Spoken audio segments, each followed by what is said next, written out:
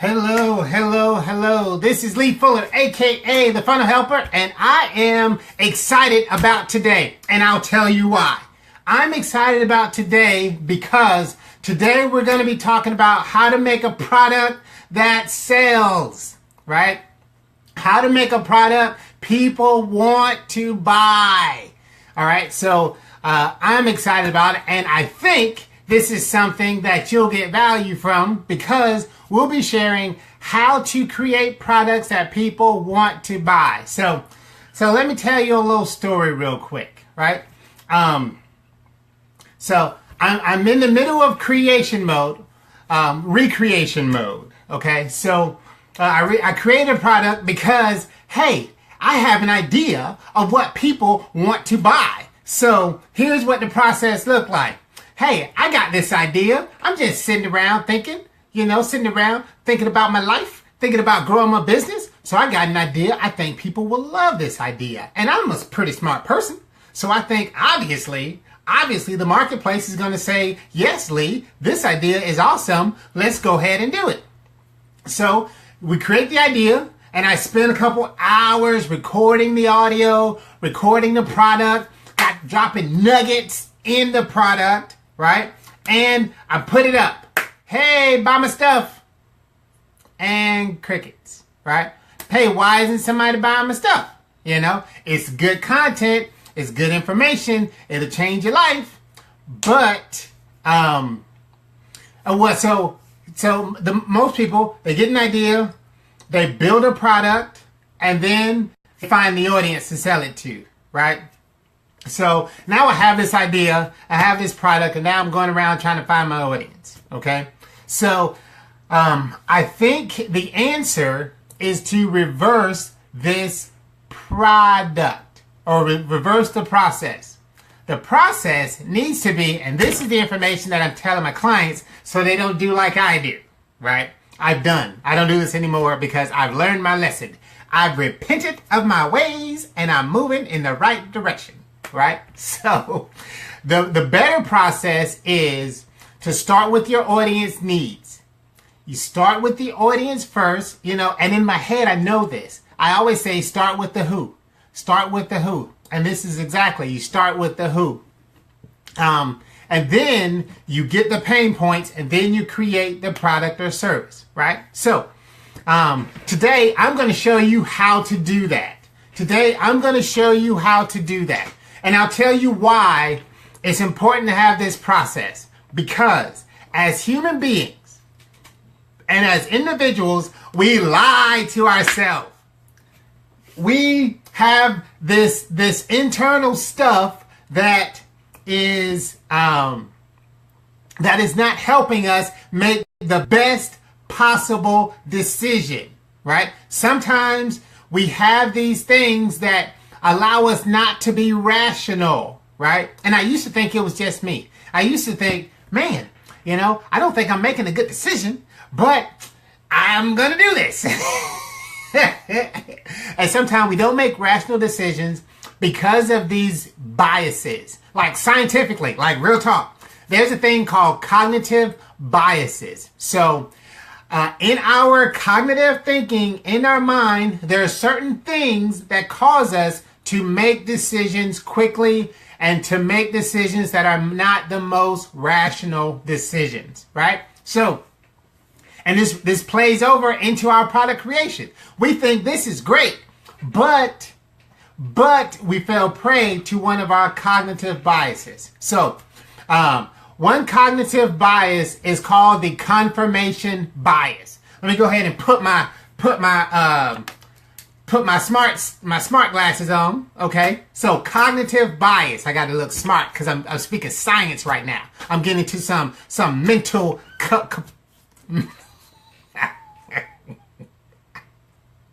Is that what I want to say? I'm getting into some higher level cognition skills. All right. So the cognitive bias or confirmation bias. One confirmation bias is we love to agree, or we love to surround ourselves and agree with those that agree with us, right? Hey, Dakisha, how's it going? A cognitive bias says we love to agree with those that agree with us, right? So that means we often surround ourselves with those that agree with us. Now, the problem is when we're doing research for a product or service, we surround ourselves with those who agree with us. So sometimes when we ask our friends, when we ask, hey, wife, hey, husband, hey, buddy, what do you think about this, right? They're going to say, this is a great idea. They're going to say, yes, let's do that. It's a confirmation bias, right? The group I'm talking to, the group I'm hanging around typically agrees with me. So if I think this is a good idea, surely my brother is going to say, this is a great idea, Lee. And so I go out and I create this product and it doesn't sell. Why? Cognitive bias, right? So if you're going to do research to create a product that sells, right? Here's what, number one, start with a blank sheet of paper, right? Start with a blank sheet of paper or a blank Google Doc or a blank text. Start at zero, all right? Start at zero. And then what you want to do is say, you know what? I'm not going to, so usually what I recommend is say, I'm going to find 30 to 50 different ideas, all right? I'm going to ask 30 to 50 people. Why? Because if I only ask 5 or 10 people, then I'm going to be still within that group that agreeing that this idea is a great idea. So I don't want to talk to my confirmation bias. I don't want to ask my simple group. I want to, okay, I'll give you a call. I want to talk to those that 30 or 50, so I know I'm beyond my group of people, okay? So first, start with a blank sheet of paper and go to 30 to 50 instances, all right? Now, when I go looking around, and I'm going to tell you where to look in a minute, but when I go looking around, this is what you're looking for if you're going to create a product. You got to look for problem language, okay? You have to look for problem language if you're going to do the research to find a product that's worth selling or a product that will sell. So you may say, hey, Lee, hey, funnel helper person, what is problem language, right? I'll tell you. Problem language comes in the form of how. Like, hey, how do I format a speaker one sheet? Or how do I set a camera? Or how do I mic a person for a video? Right? Shout out to Vince. How do I mic a person? Right? That's problem language because I'm seeking information. Right? How to is problem language. So if you're doing your research, if you're looking at your target market, use question language, right? Question language is problem language because they're looking for a solution on how to do something. Wishes and hopes is also problem language. So if you're searching around and you see, and I'm going to tell you where to search in a little bit, but I want you to know what to look for once you go into these areas and do your search, do your research. You're looking for hopes and wishes. Hopes and wishes. Hey, I wish it was easy to pick up the phone and make these sales calls, right? So as a coach or as a sales trainer, if you hear this wish or this hope, it can help you decide what your product or what your service needs to deal with, right? So hopes and wishes are problem language. Be on the lookout for problem language. Questions are problem language. Personal stories of trouble is problem language. So let's say, hey, I used to be afraid to raise my prices because I wasn't sure clients would understand the value of my product or service, right? I used to think that, the speaker had to have all the information in the room, had to be the smartest person in the room, right? So whatever these personal stories, but what they're doing is they're identifying where a person needs help. So if the question is, hey, I used to be afraid of raising my prices, what I'm hearing is, am I delivering enough value to be able to charge more, right? So in your training and in your coaches, in your program that you're trying to create, you may say, hey, I want to make sure I'm showing people how to present their value so that they can raise their prices. You see? So, how to do research to create a product that sells or that people buy. Number one, you have to start with a blank page because we're biased. Start with a blank page, no preconceived ideas, and get enough ideas down, right? 30 to 50. Like push past the 5, push past the 10. Hey, I think here are 10 things that my audience want to know. Push past that. Do more research until you can find 50. Because if you found 50, it's gone past your, hey, I already know my audience. I already know the things that people deal with, right?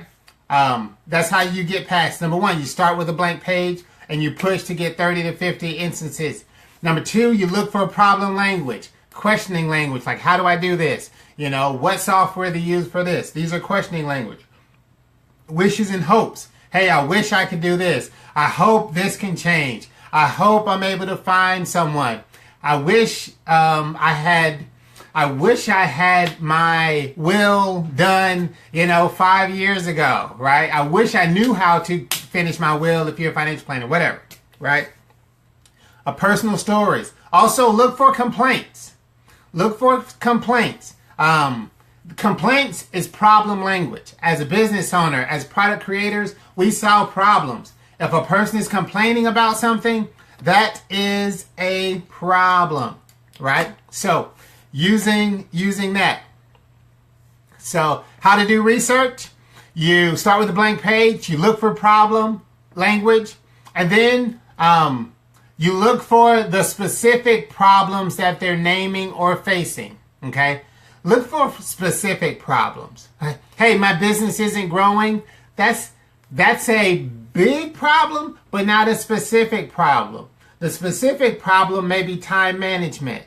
The specific problem may be, your operations aren't well, so your customers aren't getting results or whatever.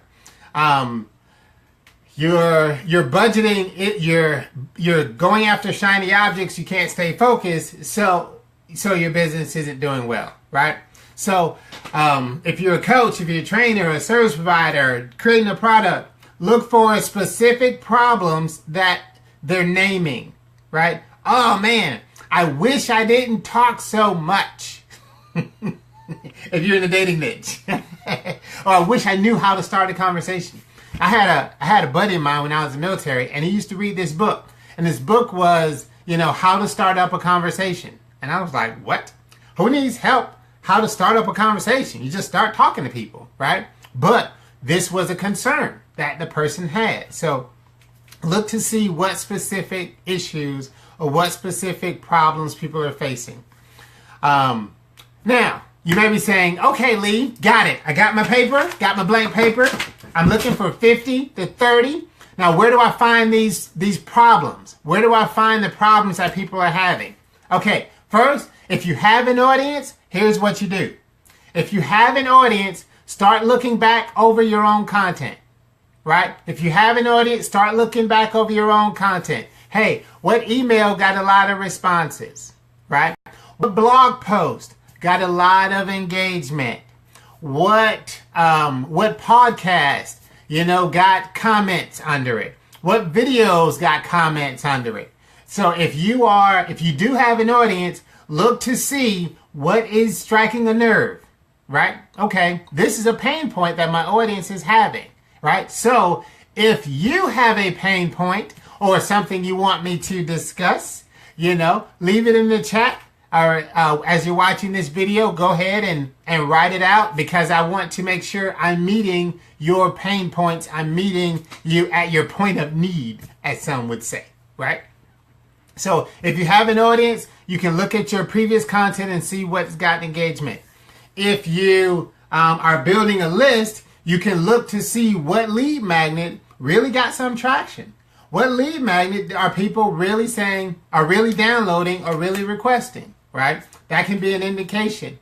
It could also be an indication that if your lead magnet isn't getting as much downloads or requests, then maybe we got to dial in the product or dial in the problem, right? So if you have an audience, look at what your audience is doing. Do internal research. Now, if you do not have an audience, and you want to find out what type of product to create, then my suggestion is to be nosy, right? I'm giving you permission, Facebook world, to be nosy. What do you mean be nosy? You know how you can't be like, so nosy? Why you always asking these questions? You so nosy? Why you sticking your head where it don't belong? Blah, blah, blah, blah, blah. I want you to eavesdrop. How about that? I want you to ear hustle, right? But I want you to look where your target audience is having targeted conversations. I'm going to say that again. Look where your target audience is having targeted conversations.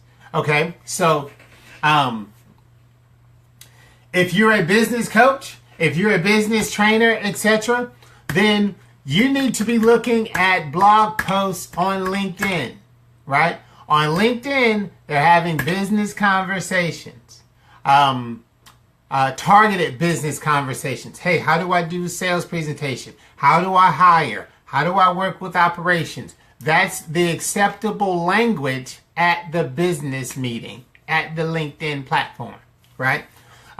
If you are if you are an author, right? If you're an author, then you need to be looking at the author review sites, right? Book review sites, where they go and rate books or review books to find out what is it that people are saying. Why do they like this author? What do they like in these type of books? What do they hate in these type of books? What are areas that can be improved? Amazon is another place to look if you're an author. But Amazon, since they've opened up, you can really look for multiple different reviews on Amazon. If you're in health and fitness or whatever, then go to those fitness blogs, those niche blogs that only fitness people know about, right? I don't know. I don't know where to tell you to look, right? But you want to look for those fitness-related blogs, or if you're on Facebook, those Facebook groups, right? Join those fitness Facebook groups and find out what people are saying, what people are talking about. If you're dealing with pets or whatever, find the location of the targeted conversation, okay? Next, blog comments, right? So you want to ear hustle on social media or LinkedIn or review sites or whatever. You also want to go to the blog comments. Where are these blogs, right? And don't just go to the blogs that you normally read, okay? Because of the confirmation bias we talked about earlier. So don't just go to the blogs that we normally read or that we like to read.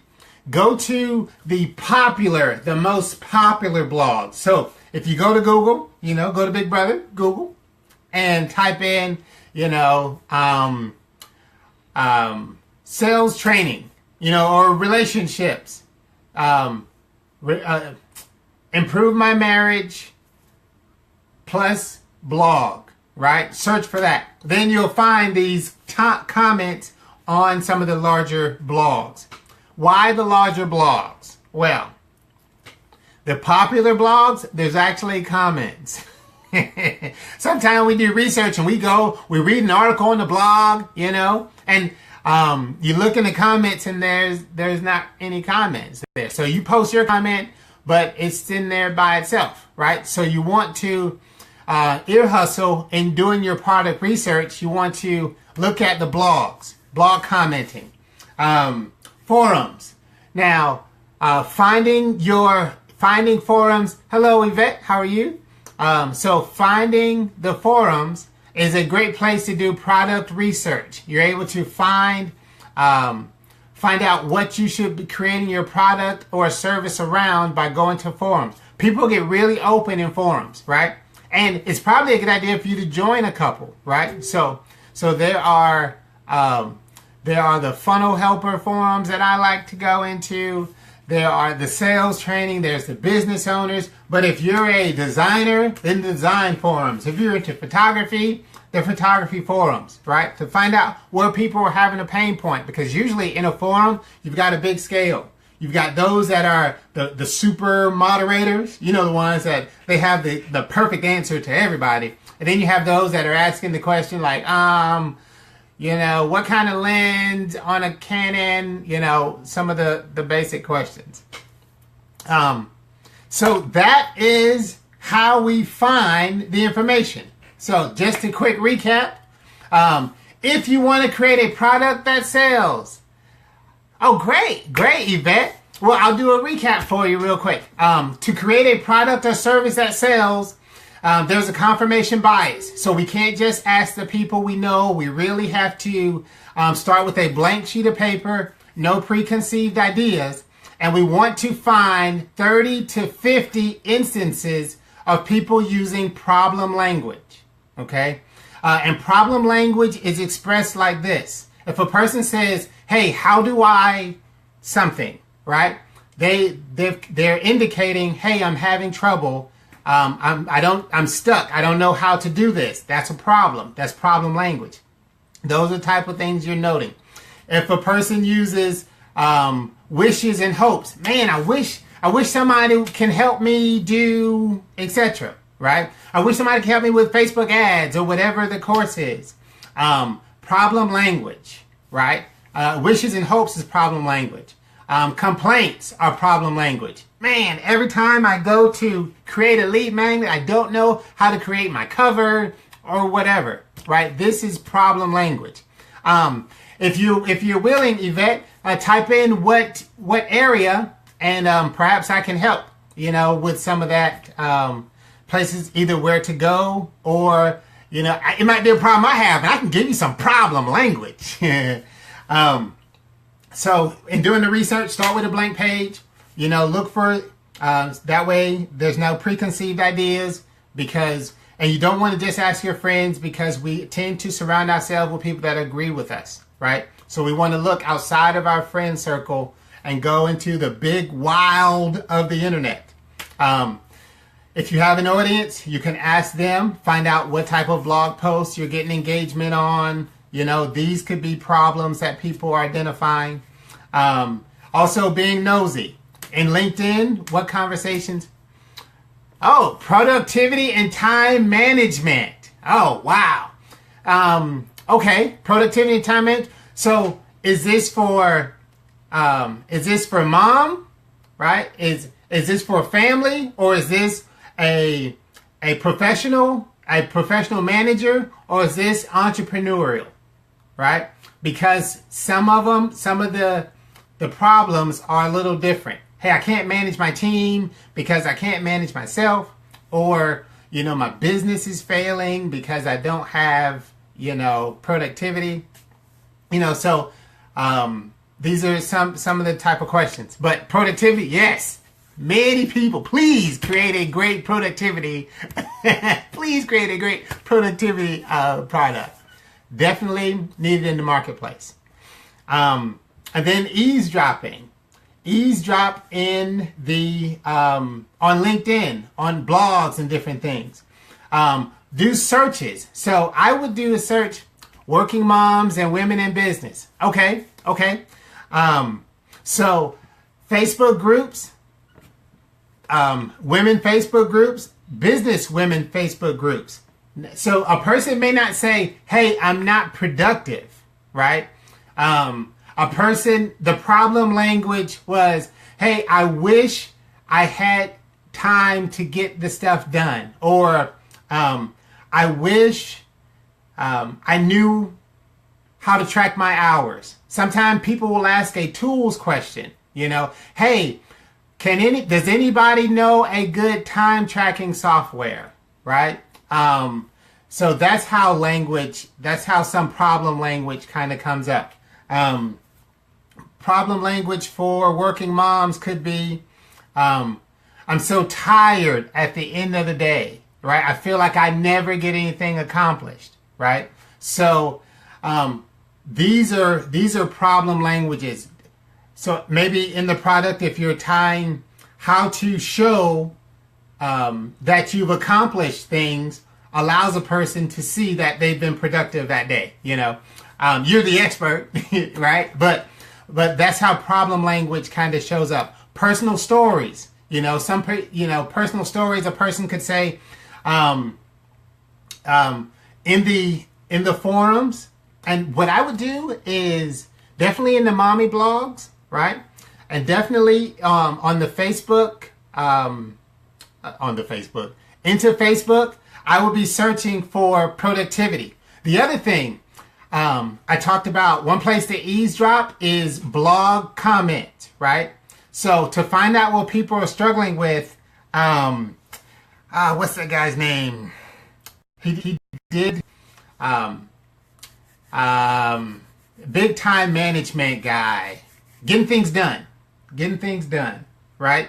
So what I would do is I would do a search for, I'm in front of my computer, but getting things done, that guy, and I would go to his website and I would search for, some of his most popular, blogs. And I would look to see what comments, this blog got a lot of comment. What is he talking about? Is he talking about, etc. The other thing I would do as far as doing research is in Facebook, right? I would do a Facebook groups or Facebook pages similar to, what's the guy's name? Because Facebook has a really good search function as well. You probably know the guy. Getting things done. Getting things done. Is that it? Is that what's called? Getting things done. Yeah. Okay. Come on, search.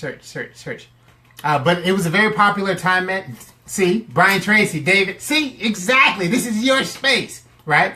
I would go to Brian Tracy's blog and look under his productivity categories to see what people are commenting on, right? And these can be, if not the focus of a product, a piece, a section of your product. David Allen, that's the getting things done guy. Exactly. Because some of those commenters are going to be women, right? Some of those commenters are going to be women, and you'll be able to pull research and look for things that, how they express their discontent. Why? Because in your sales video and in your sales language, you want to use the language they're using, right? You want to use the language of, at the end of the day, Eben Pagan did a product called Wake Up Productive a couple years ago. And in Wake Up Productive, the reason he named it Wake Up Productive, because his thought was people wanted to feel like they're able to wake up in a productive state, right? So Eben Pagan, Wake Up Productive, is also a good one that I would look at to see what people are commenting on their stuff. And you'll get some good ideas. You get some good ideas. Thank you for your engagement. So yes. So eavesdrop, be nosy. In LinkedIn, look for those blogs that are talking about time management and look at the comments under them. And usually the person that's trying to become a voice in LinkedIn that's talking about time management, you want to find them online as well. Okay. Books on Amazon. Look to see what the people that bought some of the productivity books, sometimes they'll say what's missing. Oh, I was expecting to learn this and he never really touched on this. Or, hey, I've tried using software and software doesn't work for me. How can I use, etc. Awesome. Thank you. I'm happy. The email questions. So for those that are in your circle, right?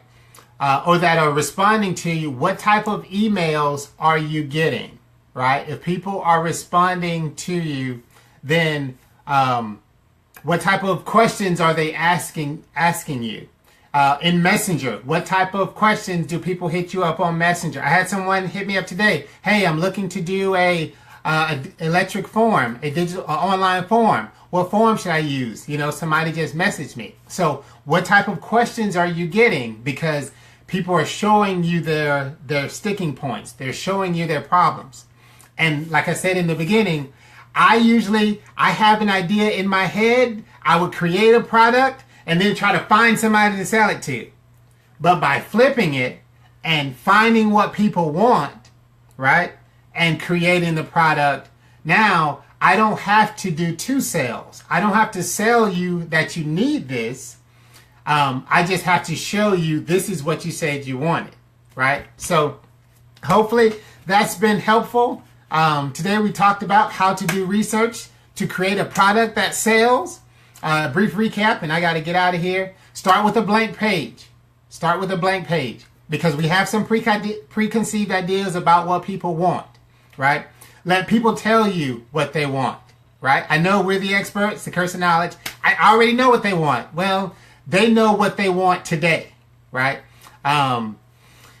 Start with a blank page. Find 30 to 50 different instances because that'll get us outside of our own mind. That'll get us outside of our own, oh, I didn't know a person looked at it this way, right? How productivity is tied to their life, you know. I think Dan Kennedy used to say that time management is really life management, right? If I can manage my time, I can manage my life. So, right, exactly. This is what you said you wanted. And then present it to the marketplace. I love it. Look for problem language. We talked about that. And go to where they're having these type of conversations, right? The mommy blogs, they're having these conversations all day in the women's forums, in the business work forums, you know. Eavesdrop, be nosy. You have permission to be nosy. That's what I said earlier. Look at the blog comments. Join a couple forums, productivity forums, or mom forums.